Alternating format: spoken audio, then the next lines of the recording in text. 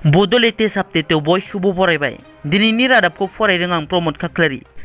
गिबि निउस दङ। बाक्सा जिल्लानि बरबरि बिष्णुपुराव अमा थैदों। हरखाबै अमा थैनायाव अमा फिसिग्रा बिथांमोना जोबोद दुखुआव गोग्लैदों। बिष्णुपुराव भुपेन मदानि मा 12 अमा थैदों। अनिता बर'नि मा 3, रमेश बर'नि मा 2 आरो तुलसी तुरुन बर'नि अमा फार्माव मा 65 अमा थैदों। ओनसोलनि सुबुंफोरा गिख्रंथाव अमानि बेराम आफ्रिकान स्वाइन फिभार सन्देरनायनि सन्देह खालामदों। दिल्लीनि गंसे सरकारि फरायसालियाव गिख्रंथाव जाथाय।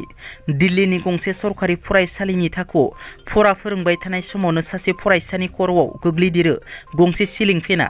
बे जाथायाव फरायसाया गोब्राब जखम जायो। जखम जानाय फरायसाखौ देहा फाहामसालियाव थिसननाय जायो। थांनाय 23 आगस्ट खालार खालि मावफुं सोद्रोमा राकेश ब्रह्म बिथाङा खौरांगिरिनि गेजेरजों BPF दोलोआ मानसि बुथारग्रा हानजा होनना BPF हानजाखौ गोख्रों रावजों सोंखारिनायनि सायाव मावफुं सोद्रोमा राकेश ब्रह्मनि हेंथायै तामुलपुर जिल्ला BPFनि दैदेनगिरिफोरा तामुलपुर पुलिस थानायाव FIR होयो। बेराफारसेथिं BTR नि मावफुं सोद्रोमा राकेश ब्रह्मनि सायाव गाज्रि राव बाहायनायनि थाखाय परबतसरा जिल्ला UPPL आबो बारग'बियो अमर सिंह ब्रह्मनि हेंथायै केस थिसनबाय।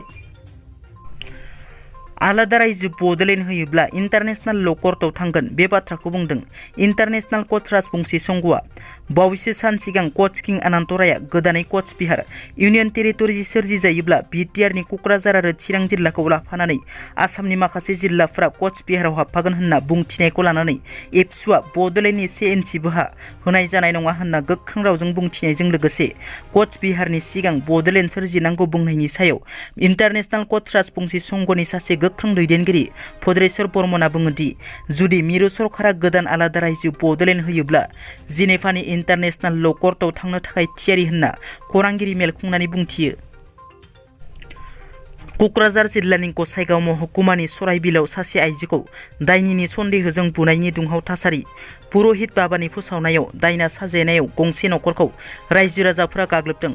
गसाइगाव महकुमानि सराइबिल पुलिस आउटपस्टनि सिङाव थानाय मजाति गामियाव पुर'हित बाबा नीलकमल राफाया दलेन राफा आरो बिथांनि बिसि नियुति राफाखौ दायना होनना रायजो राजानि सिगाङाव फोसावो आरो बिसि फिसाय सानैखौबो मन्दिराव लांनानै दायना होननानै फिसाय दलेन राफाखौ खननै सोबानानै आरो बिसि नियुति राफाखौ बुनो होननानै रायजोनो गथायो। जाथायखौ मिथिनानै नियुति राफानि बिदा सप्पन राफाया सराइबिल पुलिस थानायाव खौरां हरो। लोगो लोगो पुलिसआ पुर'हित बाबा नीलकमल राफाखौ हमनो थांनायाव पुर'हित बाबाया पुलिसखौ त्रिशूल लानानै सुहां माहां खालामो आरो नारा-नाथा जानायाव पुलिस थानानि बिबानगिरि मनिक देनि इउनिफर्मनि नामप्लेटखौ बुखारनानै लाखियो। पुर'हित बाबाया रायजोनि हेंथा होनायाव पुर'हित बाबाखौ हमनो हायैयाव त्रिशूलखौ लानानै फैयो पुलिसआ। नाथाय दिनै फुङाव रायजो राजाफ्रा पुलिसनि त्रिशूलखौ लांफैनो थानाखौ बेंखननानै दुंहाव थासारि खालामफैयो। दिनैनि रादाबा एसेनोसै। नोंथांमोना जुदि आंनि चेनेलखौ दासिमबो साबस्क्राइब खालामाखै अन्नानै साबस्क्राइब खालाम। गोजोन्थों।